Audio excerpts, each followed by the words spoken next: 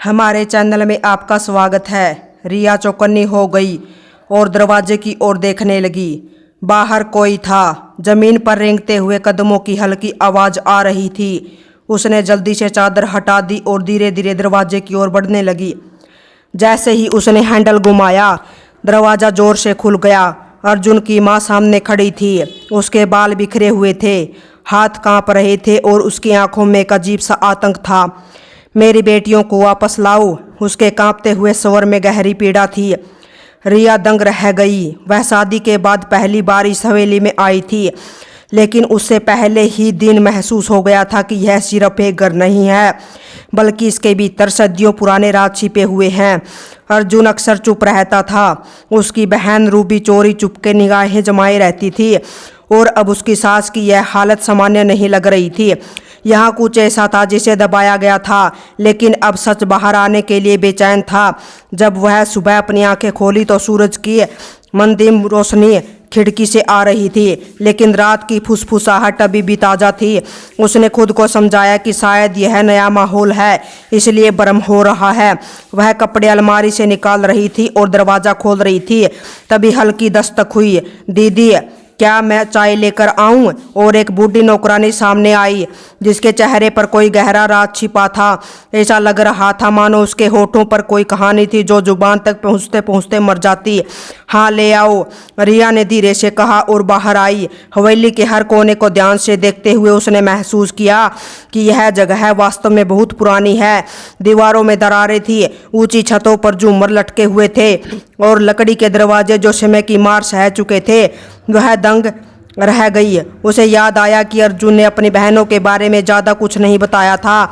बस इतना कहा था कि वे अब इस दुनिया में नहीं हैं। लेकिन वे कैसे मरी, कब हुई, क्या कोई हादसा था या कुछ और? ये सवाल उसके मन में घूमने लगे। इसी बीच उसे अपनी सांसों की तेज आवाज़ सुनाई दी। वह एक पुराने झूले पर बैठी थी और किसी अज्ञात चीज से बात कर रही थी। मैंने कहा था ना, मत आओ, मत बोलो। तुम्हें क्या लगा कि सब भूल जाएंगे? मैं नहीं भूलूंगी। लेकिन रिया घबरा कर आगे बढ़ी। जैसे ही उसकी सास की नजरें उस पर पड़ी, वह अचानक चुप हो गई और घूरने लगी। तुम यहाँ क्यों आई हो? तुम्हें भी उनके जैसा खत्म कर देंगे जैसे उन्होंने मेरी बेटियों को किया। रिया के रोंगटे खड़े हो गए। उसकी सास की आंखों में जो आतंक था, वह उसे अपने जाल में फंसा रहा था। यह हवेली, यह घर और इसके हर कोने में कोई भयानक राज छिपा था, जिसकी परतें अब धीरे धीरे रिया के सामने खुलने लगी थी। रिया ने फैसला किया कि वह अर्जुन से बात करेगी। जब वह कमरे में आया तो रिया ने झिझकते हुए पूछा, तुम्हारी बहनें कैसे मरी? अर्जुन ने कुछ देर उसकी आंखों में देखा, फिर अपना चेहरा मोड़ लिया और ठंडे स्वर में कहा, बहुत पहले की बात है, यह उनकी तकदीर में लिखा था, इन बातों में मत पड़ो। यह जवाब रिया के लिए काफी नहीं था। उसे एहसास हुआ कि अर्जुन कुछ छिपा रहा है। अगले दिन सुबह जब वह हवेली के अलग अलग हिस्सों को देखने बाहर निकली तो उसने पाया कि कुछ दरवाजे हमेशा बंद रहते थे, खासकर एक भारी लकड़ी का दरवाजा जो बेसमेंट की ओर जाता था। यह दरवाजा हमेशा क्यों बंद रहता था? वहां क्या छुपा था? उसने नौकरानी से पूछा। नौकरानी के चेहरे पर घबराहट थी। वह एक पल के लिए चुप रही और फिर धीरे से बोली, यहाँ मत जाना दीदी, जो भी वहां गया वापस नहीं आया। रिया के दिल में एक अजीब सा डर दौड़ गया। वह और सवाल पूछना चाहती थी, लेकिन नौकरानी जल्दी से वहां से चली गई। रात को जब रिया सोने के लिए लेटी तो नींद उसकी आंखों से दूर थी। अचानक किसी ने कमरे में फुसफुसाया। उसे लगा कि कोई उसे देख रहा है, कोई अदृश्य लेकिन मौजूद। अगली रात जब अर्जुन के साथ डाइनिंग टेबल पर बैठी तो उसने उसे तंग करते हुए तहका का जिक्र किया। अर्जुन ने चम्मच रखते हुए सख्त आवाज में कहा, कितनी बार कहा है इन बातों में मत पड़ो। इस हवेली में कुछ जगहें ऐसी है जहां जाना मना है। रिया ने अर्जुन की आंखों में देखा जहां अज्ञात तनाव था। अब वह सुनिश्चित थी कि यह सिर्फ पुरानी कहानी नहीं, बल्कि कुछ ऐसा है जिसे जानबूझकर दबाया जा रहा है। यह हवेली सिर्फ ईंट पत्थरों का घर नहीं, बल्कि एक गहरे और भयावह रहस्य की गवाह थी, जिसमें कई छिपे हुए सच थे और कहीं से सिसकियां सुनाई देती थी। रिया का दिल लगातार बेचैन रहता था। था। हवेली के माहौल में एक अजीब सी बारी छाया थी, जैसे किसी के चिल्लाने की आवाज हवा में गुली हो। वह पक्की थी कि कोई न कोई बात ऐसी है जिसे उसे जानने से रोका जा रहा है। लेकिन दिन भर वह चुप रही, पर जैसे ही रात आई उसकी बेचैनी और बढ़ गई, क्योंकि अर्जुन गहरी नींद में चला गया। वह धीरे धीरे बिस्तर से उतरी और नरम कदमों से बेसमेंट की ओर बढ़ने लगी। दरवाजे तक पहुंचते ही उसने हाथ बढ़ाया, तभी किसी ने जोर से उसका हाथ पकड़ लिया। दीदी, यहाँ मत जाना। रिया ने मुड़कर देखा तो पुरानी नौकरानी डरावनी आंखों से उसे देख रही थी। मैं वहां क्यों नहीं जा सकती? रिया ने घबराई हुई आवाज में पूछा। नौकरानी के चेहरे का डर और गहरा हो गया। उसने हिचकिचाते हुए धीरे कहा, दीदी, तुम्हारे नंदों के साथ जो हुआ वैसा किसी दुश्मन के साथ भी न हो। रिया का दिल तेजी से धड़कने लगा। उसने जल्दी से नौकरानी का हाथ पकड़ा और जोर से पूछा, मतलब क्या क्या है? पूरी सच्चाई बताओ। लेकिन नौकरानी ने सिर झुका लिया और बोली, मुझे कुछ पता नहीं, मुझे बस इतना पता है कि तुम्हें इस बेसमेंट से दूर रहना चाहिए। यह कहते हुए वह जल्दी से वहां से चली गई और रिया वहीं घबराई हुई खड़ी रह गई। कमरे में लौटने के बाद भी वही बातें उसके मन में गूंज रही थी। उसकी नंदों के साथ क्या हुआ था? इस हवेली के हर सदस्य के चेहरे पर यह अजीब सा डर क्यों था? अगली सुबह नाश्ते के दौरान उसने फिर अर्जुन से अपनी नंदों की मौत के बारे में पूछा, लेकिन अर्जुन सख्त था। उसने तीखे स्वर में कहा, बस छोड़ दो रिया, वो सब बातें अब बीते हुए कल की हैं, उन्हें उखाड़ने की कोशिश मत करो। रिया चुप हो गई, लेकिन उसका दिल यह स्वीकार करने को तैयार नहीं था कि ये सब सिर्फ बीती बातें थी। यह कोई साधारण घटना नहीं थी, यह कोई रहस्य था जो गहरे अंधकार में छुपा था, लेकिन जिसकी परछाई अभी भी हवेली में महसूस की जा सकती थी। अब रिया की रातें अजीब हो गई थी। जैसे ही वह आंखें बंद करती, उसे किसी की फुसफुसाहट और कभी कभी सिसकियों की आवाजें सुनाई देती। शुरू में उसने खुद को समझाया कि यह सब नया माहौल और उसके अपने डर हैं, लेकिन फिर वह ऐसे सपने देखने लगी जो इतने वास्तविक लगते थे जैसे वह अतीत की जांच कर रही हो। उस रात भी कुछ ऐसा ही हुआ। जैसे ही उसने अपनी आंखें खोली, वह खुद को एक सुनसान गलियारे में खड़ी पाई। सामने एक दरवाजा था जो अपने आप खुल गया। अंदर एक युवा लड़की खड़ी थी जिसकी आंखों में डर था। उसके बाल बिखरे हुए थे और चेहरा आंसुओं से भीग चुका था। मुझे बचाओ, लड़की की कांपती हुई आवाज बाहर आई। रिया उसकी ओर बढ़ी, लेकिन अचानक किसी ने लड़की का हाथ पकड़ा और उसे अंधकार में ले गया। वह चीख रही थी, लेकिन अंधकार ने सब कुछ निगल लिया। रिया डर के मारे जाग गई। उसकी सांसें तेज हो गई थी, माथे पर पसीना था और हाथ कांप रहे थे। यह सिर्फ एक सपना नहीं था, यह कोई सच्चाई थी जो किसी अदृश्य पर्दे के पीछे छुपी हुई थी। सुबह जब वह नाश्ते के लिए पहुंची, अर्जुन वहां नहीं था। वह अपने पुराने कुर्सी पर सांसें थामे कहीं खोई हुई बैठी थी। नौकरानी नियान चुपचाप अपने काम में लगी हुई थी। रिया हिचकिचाई और माँ इनला से पूछा, सासू माँ, आपकी बेटियां कैसे मरी? सासू माँ के हाथ कांपने लगे। वह गहरी आंखों से रिया को देख रही थी, जैसे कुछ कहने की कोशिश कर रही हो, लेकिन शब्द नहीं मिल रहे थे। फिर अचानक आंसू उसकी आंखों से बहने लगे। वो लौटना चाहती है, वो मुझे बुलाती है, उसकी आवाज कांप रही थी। रिया का शरीर कांप उठा। सासू माँ, आप किसके बारे में बात कर रही हैं? सासू माँ कुछ देर खाली आंखों से उसे देखती रही और फिर कांपती हुई आवाज में बोली, ये सब किसने किया? रिया ने तुरंत पूछा, लेकिन सासू माँ सिर झुकाए खामोश रह गई। यहाँ कोई रहस्य नहीं था, यह पूरा घर एक पहेली था। और रिया धीरे धीरे उस अंधकार में कदम रख रही थी जहाँ शायद सिर्फ सच और मौत का डर ही था। अब उसे हवेली में हमेशा बेचैनी होने लगी थी। वह खुद को नियंत्रित करने की कोशिश कर रही थी, लेकिन जो कुछ वह देख रही थी और सुन रही थी वह उसे शांत रहने नहीं दे रहा था। सासू माँ के शब्द, नौकरानी की फुसफुसाहटें, सब उसे एक अनकहे एहसास से भर रहे थे। खतरे का संकेत था। रात का समय था। अर्जुन शहर गए थे कुछ काम से और हवेली में गहरा सन्नाटा था। रिया अपने कमरे में थी, लेकिन नींद उसकी आंखों से दूर थी। अचानक उसे लगा कि कोई उसके कमरे में घुस आया है। उसने हल्की हल्की कदमों की आवाज सुनी। उसका दिल जोर से धड़कने लगा। वह जल्दी से बिस्तर से उठी और हाथ बढ़ाकर दिया जलाने लगी, लेकिन उसी पल दिया खुद ही बुझ गया। कौन है? रिया कांपती आवाज में पूछी। कोई जवाब नहीं आया। वह आई पर किसी के होने का एहसास बना रहा। उसे लगा जैसे कोई परछाई की तरह इधर उधर घूम रहा हो। वह घबराई और दरवाजे की ओर बढ़ी, लेकिन अचानक उसे लगा कि किसी ने उसके कंधे पर हाथ रख दिया है। रिया ने चिल्लाकर पीछे मुड़ी, लेकिन कमरे में कोई नहीं था। वह कांपती हुई बिस्तर पर बैठ गई, लेकिन उसके भीतर डर की लहर दौड़ गई थी। वह यहाँ अकेली नहीं थी। जब अर्जुन सुबह वापस आए तो रिया ने उन्हें रात की घटना के बारे में बताया, लेकिन अर्जुन गुस्सा हो गए। उन्होंने कहा, यह सब तुम्हारा भ्रम है रिया, तुम इन बेकार बातों पर ध्यान देना बंद करो। रिया ने नाराजगी से उन्हें देखा, यह भ्रम नहीं है अर्जुन, मैं खुद महसूस कर रही हूँ कि इस हवेली में कोई और भी मौजूद है, कोई ऐसा जो मुझे डराना चाहता है।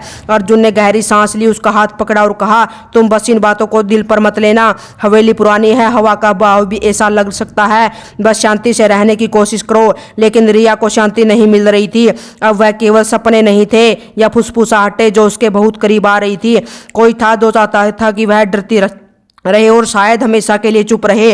रिया ने ठाना था कि वह इस हवेली के छुपे हुए रहस्यों को जानने बिना चैन से नहीं बैठेगी। अर्जुन बार बार उसके खतरे को भ्रम कहकर टाल देते, लेकिन जो कुछ वह महसूस कर रही थी वह केवल संयोग नहीं था, यहाँ कुछ था, कुछ ऐसा जो उसे छुपाया जा रहा था। एक दिन जब वह अपना कमरा साफ कर रही थी तो उसने अलमारी के नीचे एक छोटी डिब्बी देखी। पुरानी लकड़ी की एक दराज थी जो जंग लगी हुई थी। जिज्ञासा से भरकर जब उसने दराज खोली तो अंदर एक पुराना डायरी मिला। डायरी पर धूल जमी थी और रंग फीका पड़ चुका था, लेकिन जैसे ही रिया ने उसे खोला उसकी आंखें हैरान रह गई। यह अर्जुन की बड़ी बहन रूबी की डायरी थी। डायरी के शुरुआती पन्नों में रोजमर्रा की बातें लिखी थी, लेकिन जैसे जैसे वह आगे बढ़ी उसे शब्दों में अजीब सा डर और घबराहट महसूस होने लगी। मुझे लगता है कि कोई मुझे हर रात देख रहा है, कोई मेरे कमरे में आता है, लेकिन मैं उसे देख नहीं पाती। जब मैं दिया जलाती हूँ तो वहाँ कोई नहीं होता, लेकिन ऐसा लगता है जैसे कोई बहुत करीब है, बहुत करीब। रिया का दिल तेजी से धड़कने लगा। कल रात मेरी छोटी बहन रीता का कमरा अंदर से बंद था। जब अर्जुन ने दरवाजा तोड़ा तो रीता कांप रही थी। उसने कहा किसी ने उसे घुटन दी, लेकिन कमरे में कोई नहीं था। सभी ने कहा कि यह सिर्फ एक बुरा सपना था, लेकिन मुझे पता है कि यह सपना नहीं था। रिया, यह सब क्या था? रिया ने तेजी से पन्ने पलटने शुरू कर दिए। हर पन्ने की जल्दी से जल्दी पढ़ती गई। डायरी के आखिरी पन्ने पर लिखा था, अगर मैं मर जाऊं तो समझना कि यह कोई शौक नहीं था, मैंने एक सच्चाई सीखी है, ऐसी सच्चाई जो मेरी जान ले सकती है। रिया को ऐसा लगा जैसे कोई कमरे के बाहर खड़ा है। वह जल्दी से दरवाजे की ओर बढ़ी, लेकिन जैसे ही उसने दरवाजा खोला बाहर कोई नहीं था।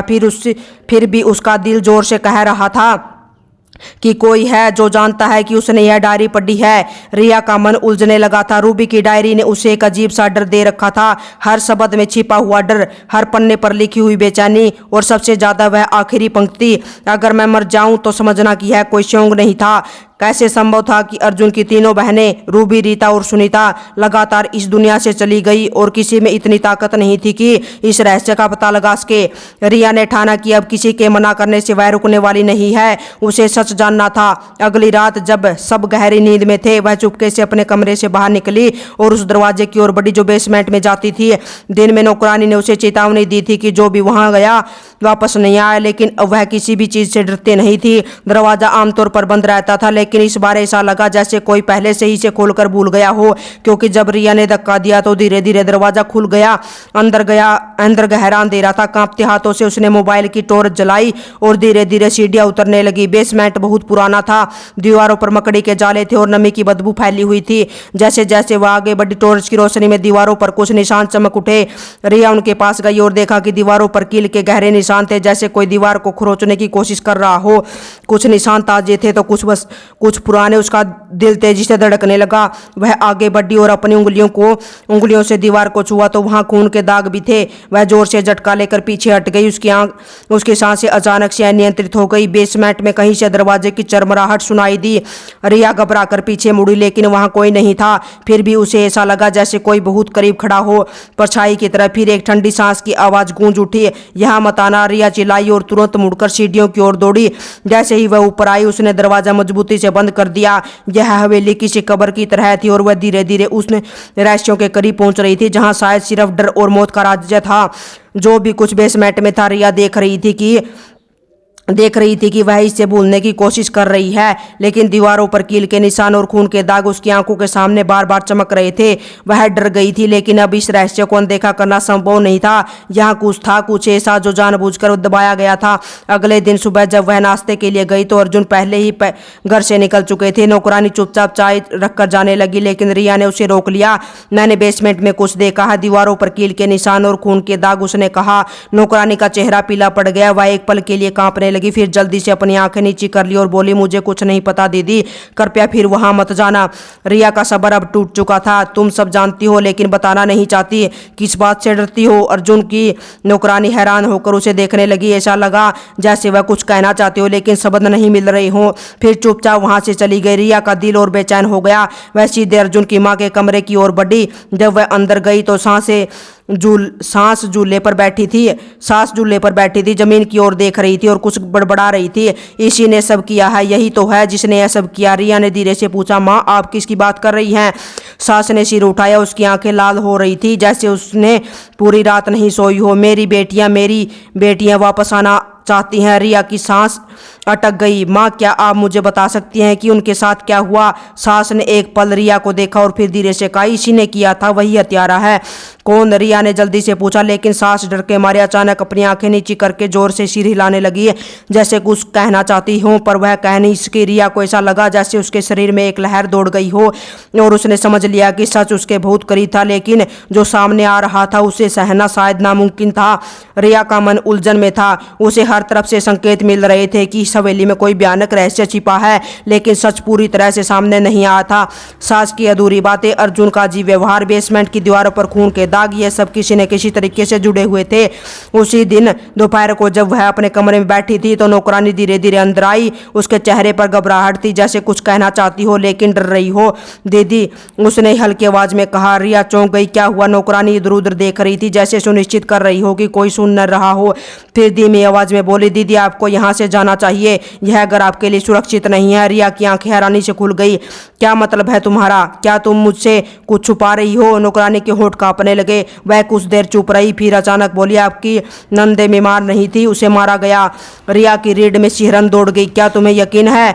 लेकिन किसने? नौकरानी ने तेजी से सिर हिलाया। मुझे नहीं पता दीदी, मैं सिर्फ इतना जानती हूँ कि उनकी मौत सामान्य नहीं थी। सब कहते थे कि वह बीमार थी, लेकिन मैंने अपनी आंखों से देखा कि उनका शरीर नीला पड़ गया था, जैसे उसे जहर दिया गया हो। रिया का दिल तेजी से धड़कने लगा। क्या अर्जुन को ये सब पता था? नौकरानी घबराकर दरवाजे की ओर देखने लगी और फिर बोली, दीदी वह सब कुछ जानता है और नहीं चाहता कि आप ये सब जाने। रिया की सांस थम सी गई। जो भी वह सोच रही थी अगर सच निकला तो इसका मतलब था कि खतरा केवल उसके नंदे तक सीमित नहीं था, अब यह खतरा उसके ऊपर भी मंडरा रहा था। अब पीछे हटने का कोई रास्ता नहीं था। उसे इस रहस्य को उजागर करना था, चाहे उसकी जान ही क्यों न चली जाए। उस रात जब अर्जुन सो गया, रिया फिर से पुरानी डायरी निकाली जिसे उसने पहली बार पढ़ा था। वह देखना चाहती थी क्या उसमें और भी कोई कमी या सुराग छिपा है जो उसे सच के और करीब ले जाए। डायरी के एक पन्ने पर रूबी ने लिखा था, मेरी बहन रीता बार बार बीमार पड़ रही है, हर रात वह उल्टी करती है लेकिन डॉक्टर कुछ नहीं बता रहा है। माँ कहती है कि कमजोरी की वजह से है, लेकिन मुझे पता ही कुछ गलत हो रहा है।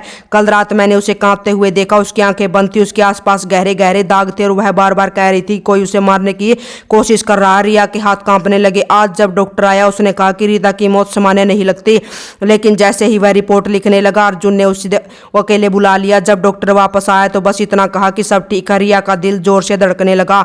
क्या हो रहा था? अगर डॉक्टर पहले कुछ और कह रहा था फिर बाद में रिपोर्ट बदल गई तो इसका मतलब था कि सच उसके दिमाग में छुपाया जा रहा था। अचानक एक ख्याल आया, क्या अर्जुन अपनी बहनों की मौत में शामिल था या वह किसी की रक्षा कर रहा था? डायरी रिया के हाथ से गिर गया। अचानक उसने दरवाजे के नीचे से पैरों की आहट की परछाई देखी। वह तुरंत बिस्तर पर लेट गई और अपनी आंखें बंद कर ली, लेकिन उसका दिल जोर से धड़क रहा था। जैसे जैसे यह राज उजागर हो रहा था यह और भी खतरनाक होता जा रहा था। अब रिया खुद इस खेल का हिस्सा बन चुकी थी और वह जानती थी कि अब वापस लौटने का कोई रास्ता नहीं था। अगले दिन सुबह जब अर्जुन नाश्ते के लिए आया, रिया ने ध्यान से उसके चेहरे को देखा। वह हमेशा की तरह शांत दिख रहा था, लेकिन उसकी आंखों में कुछ था जो रिया ने पहले कभी नहीं देखा था, कुछ छुपाने की मजबूरी। रिया ने धीरे से कहा, अर्जुन क्या मैं आपसे एक सवाल पूछ सकती हूँ? अर्जुन ने नाश्ते के बीच में सिर हिलाया। क्या आपकी बहनें सच में बीमारी से मरी थी? अर्जुन के हाथ एक पल के लिए रुक गए, फिर उसने धीरे कहा, क्यों? रिया ने उसकी आंखों में सीधे देखा। क्या तुम्हें मुझसे सच में कुछ चाहिए? अर्जुन गुस्से में चम्मच को मेज पर रख दिया। तुम क्या बात कर रही हो रिया? क्यों बार बार तुम्हें लगता है कि उनकी मौत साजिश थी? ये सब पुरानी बातें हैं, इन पर ज़्यादा सोचने की जरूरत नहीं। लेकिन अब रिया चुप नहीं होने वाली थी। अगर छुपाने के लिए कुछ नहीं है तो तुमने डॉक्टर की रिपोर्ट क्यों बदली? अर्जुन का चेहरा एक पल के लिए सख्त हो गया, लेकिन उसने तुरंत खुद को संभाला। किसने तुम्हें यह सब बताया? उसकी आवाज़ में ताकत थी। रिया ने एक पल सोचा कि क्या नौकरानी का नाम ले, लेकिन फिर खुद को रोक लिया। यह महत्वपूर्ण नहीं कि किसने बताया, मैं सच जानना चाहती हूँ।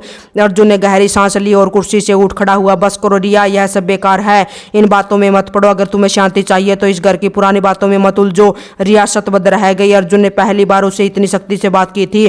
फिर दरवाजा बंद करके बाहर चला गया। रिया वहीं बैठी रह गई, सोचती रही। अब रिया इस बात पर यकीन कर चुकी थी कि वह सच के बहुत करीब आ गई है और अगर उसने एक कदम और बढ़ाया तो शायद उसे इसकी कीमत चुकानी पड़ेगी। उसी रात जब पूरा घर नींद में डूबा हुआ था, रिया ने चुपके से नौकरानी को अपने कमरे में बुलाया।